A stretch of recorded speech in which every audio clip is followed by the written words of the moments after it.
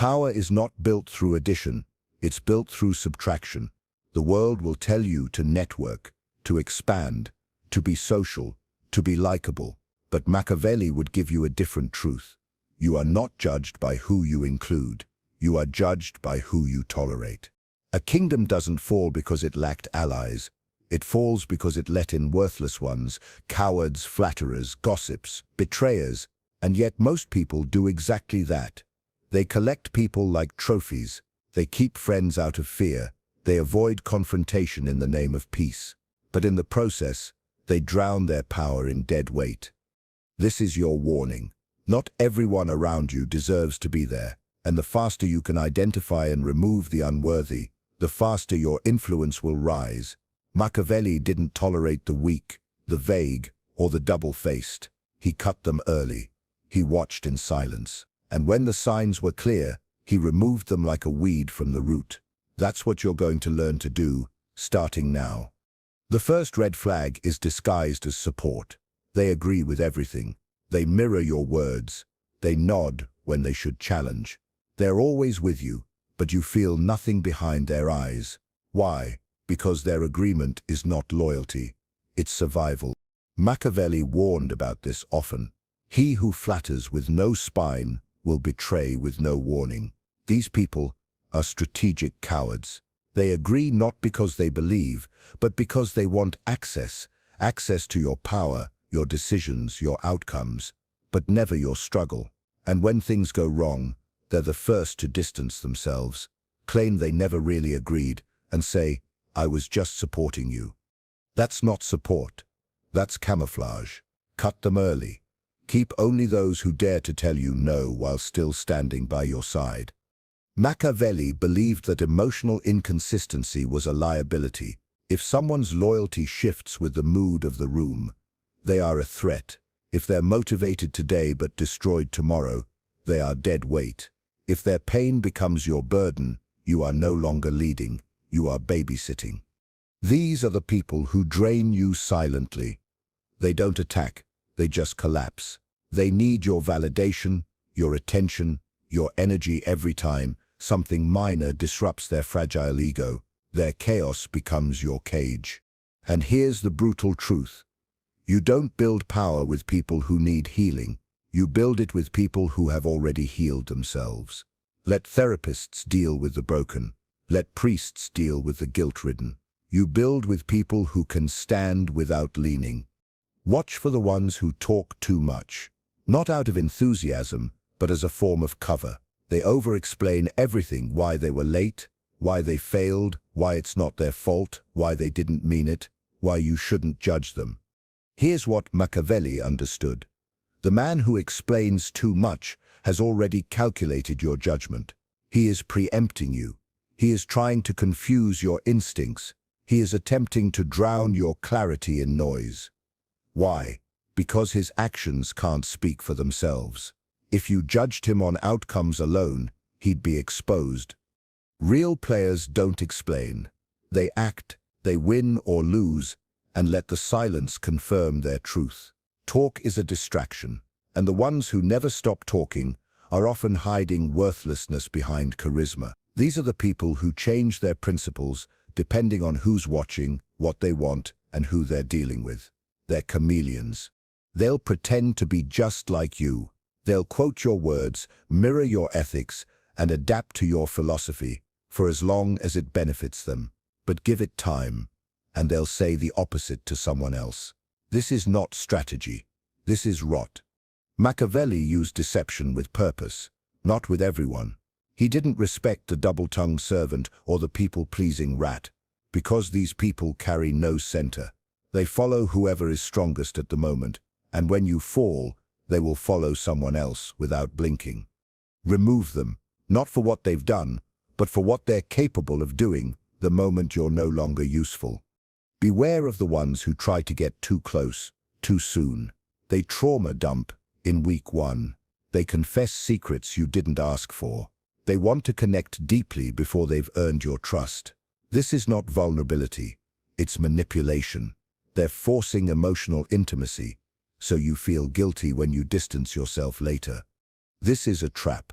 Because once they feel close to you, they will start asking for exceptions. I thought we were friends.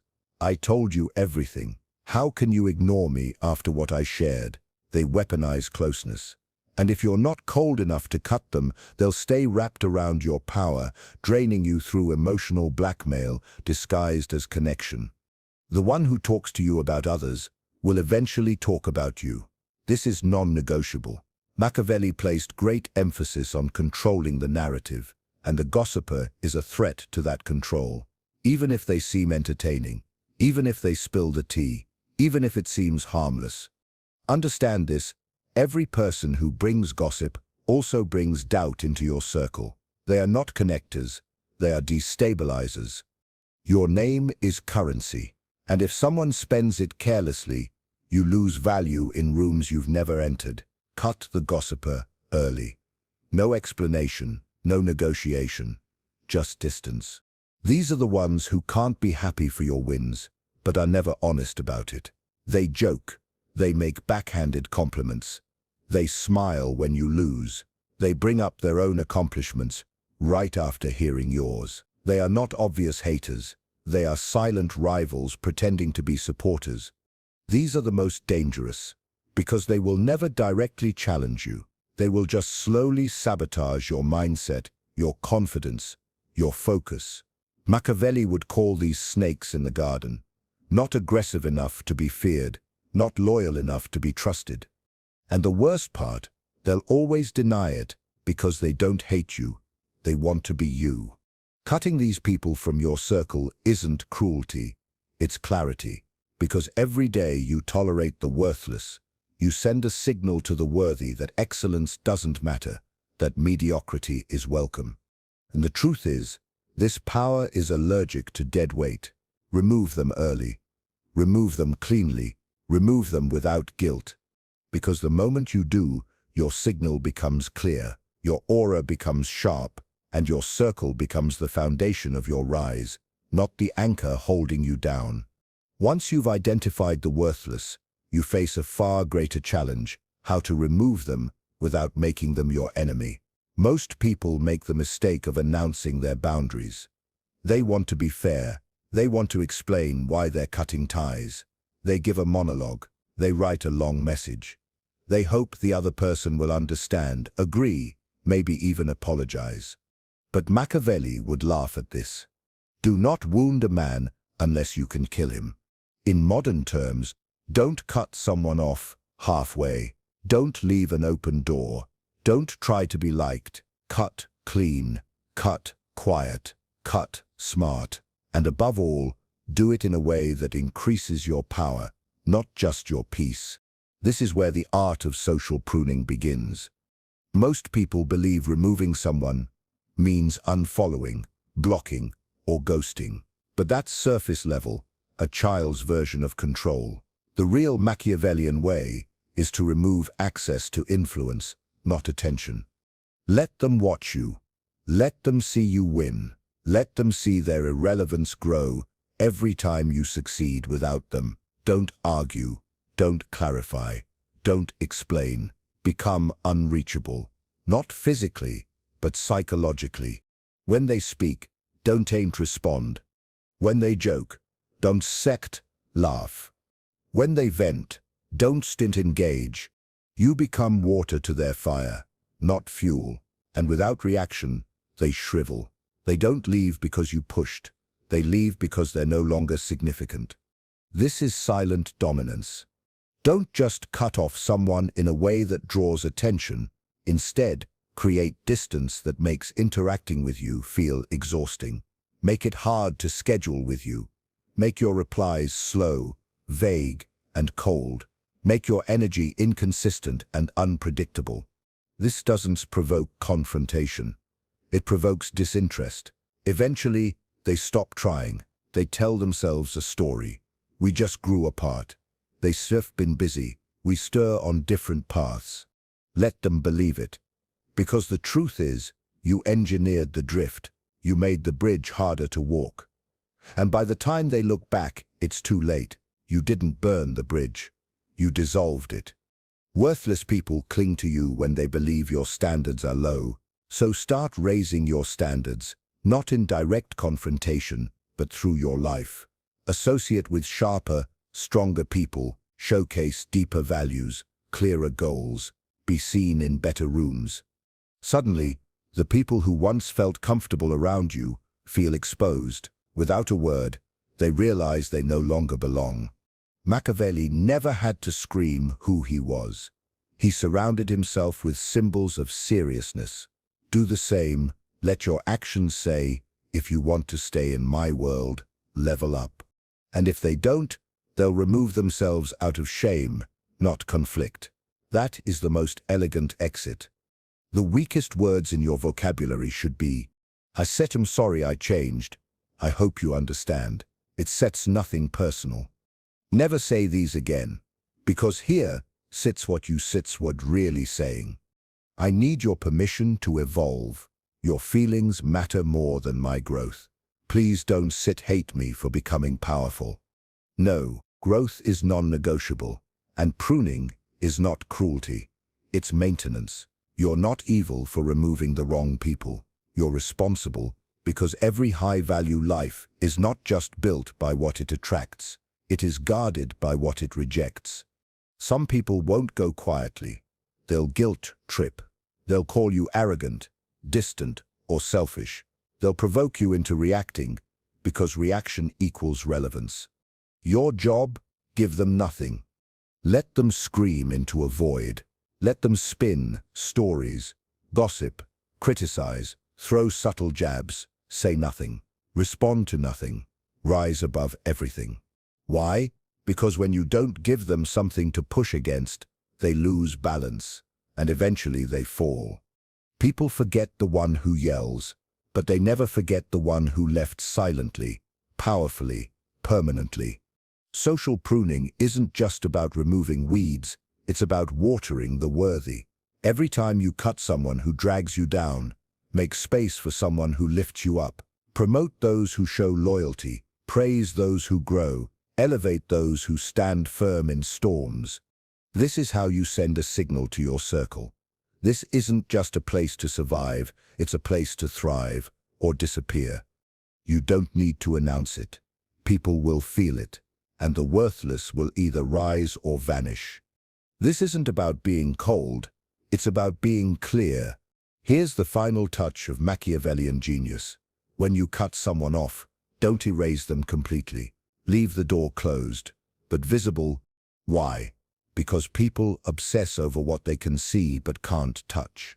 The locked door is more haunting than the missing wall. Let them see you rise. Let them witness your success without a seat at the table. Let them wonder what it would have been like to be on your side, now that they're not. You owe yourself protection. This doesn't just create distance, it creates regret. And regret is the most powerful teacher you never have to speak to. You don't owe explanations. That sits fine. And protecting your circle means pruning it relentlessly. Not everyone deserves access.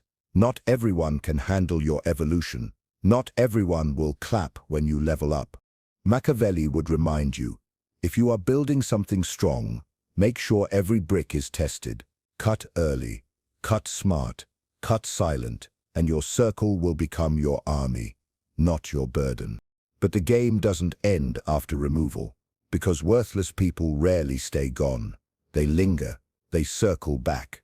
They test your new boundaries, subtly, manipulatively, or even through others. They cannot accept exile. They cannot stand that you moved on without them. So now, the war becomes one of defense. And Machiavelli would remind you, a fortress is useless if the gates are weak. This is how the most cunning, worthless people enter, by pretending to be a better version of your past. It's strategic mimicry. That's where we build psychological walls. Walls so high, no guilt, flattery, or blackmail can ever climb.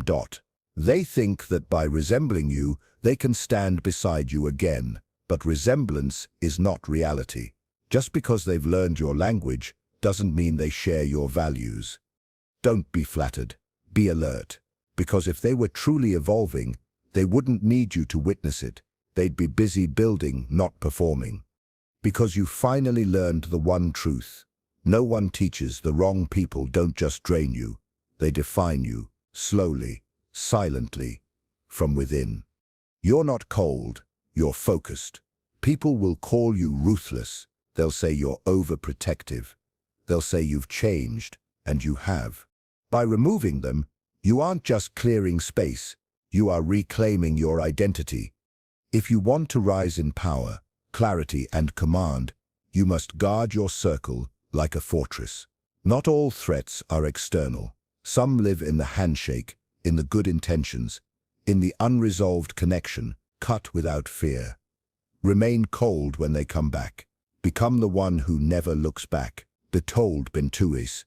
This is not social cruelty. This is social strategy. Machiavelli would tell you, the world is full of advice on how to connect. Almost no one teaches you how to disconnect with precision, permanence, and power. Because removal feels cruel. It feels unnatural. It feels like a betrayal. But what if I told you the greatest betrayal is keeping someone in your circle who no longer deserves it? Machiavelli understood this better than anyone. He didn't just rise to power through strategy. He preserved power by removing those who weakened it. And now that you know who to remove, how to remove them, there sups only one piece left. You must hardwire this mindset into your system, and how to defend against their return.